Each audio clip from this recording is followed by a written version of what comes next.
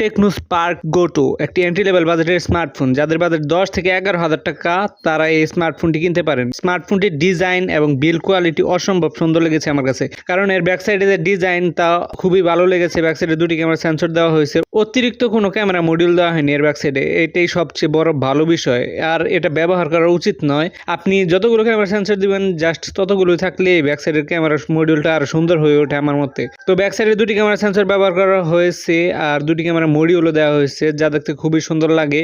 আর এটি লাগে iPhone 16 base ভেরিয়েন্টের মতো। আর রিসেন্টলি শাওমির একটি স্মার্টফোন লঞ্চ হয়েছে, সেটির মতোই দেখা যায়। ব্যাক সাইডে অ্যাজ ইউজুয়াল প্লাস্টিক ব্যবহার করা হয়েছে, কিন্তু এটি প্লাস্টিক হলে অনেক সুন্দর লাগে, গ্লাসের মতোই দেখা যায়। এটা অনেক সুন্দর করে তুলেছে ব্যাক সাইডের ডিজাইন। স্কোয়ার বক্স হিসেবে একটি স্মার্টফোনটি আপনাকে বাল্কি ফিল দিতে পারে। আমার মতো ছোট হাত যাদের, তারা দুই হাতে নিয়ে ব্যবহার করতে হবে, এক হাতে নিলে একটু বড় সাইজের মনে হবে এটি স্মার্টফোনটি। আর এটি মনে হওয়ার অন্যতম কারণ হচ্ছে স্মার্টফোনটি অনেক চওড়া টাইপের কিছু। বক্স হিসেবে ডিজাইন স্মার্টফোনটিতে ব্যবহার করা হয়েছে। প্রয়োজনীয় পোর্টস এন্ড বাটন সবই রয়েছে। স্মার্টফোনটিতে রাইট সাইডে পাওয়ার বাটনের সাথে ফিঙ্গারপ্রিন্ট স্ক্যানারটি অ্যাটাচ করে দেওয়া হয়েছে। সাথে রয়েছে volume trigger, volume up and down button. নিচের দিকে রয়েছে ইউএসবি টাইপ সি পোর্ট আর একটি হেডফোন জ্যাকের পোর্ট। স্মার্টফোনটিতে দুটি সিম কার্ড এবং একটি মেমরি কার্ড ব্যবহার করতে পারবেন একসাথে, কিন্তু সেকেন্ডারি নয়েজ ক্যান্সেলিং মিক না থাকায় এটা আমার অবজেকশন হয়ে দাঁড়ালো।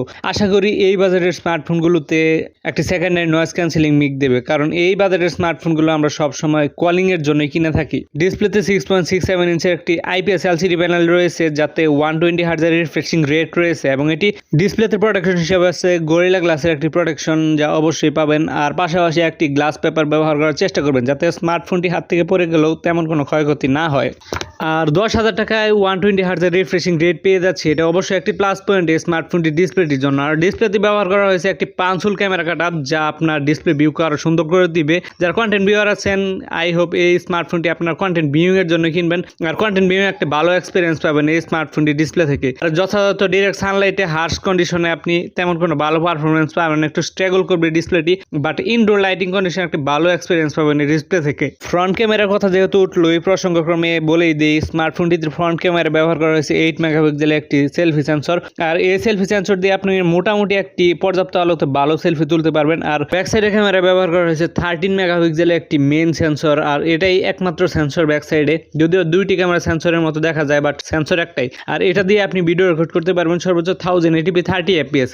স্মার্টফোনটিতে প্রসেসর সেগমেন্টে রয়েছে ইউনিএসওসি T7250, একটি 12 ন্যানোমিটারের প্রসেসর। আর এটা দিয়ে আপনি ডে টু ডে টাস্ক, পাশাপাশি সোশ্যাল মিডিয়া ব্রাউজিং আর সময় কাটানোর জন্য গেম খেলতে পারবেন। বাট বড়সড় গেমস ফ্রি ফায়ার, পাবজিতে তেমন কোনো ভালো পারফরমেন্স পাবেন না, আর এটা এইসব গেমিং এর জন্য নয়ও। 5000 mAh এর ব্যাটারি রয়েছে, এবং এই ব্যাটারিটি দিয়ে আপনি একদিন অনায়াসে পার করতে পারবেন স্মার্টফোনটি। তো সবকিছু মিলে স্মার্টফোনটি আমার কাছে সুন্দর লেগেছে। আর যা কিছু বললাম ডিটেলস, এসব স্পেক্স নিয়ে আপনার কাছে ফোনটি কেমন লেগেছে অবশ্যই কমেন্ট বক্সে জানিয়ে যাবেন। আর একটি অবজেকশনের জায়গা হলো, স্মার্টফোনটিতে IP64 এর রেটিং রয়েছে।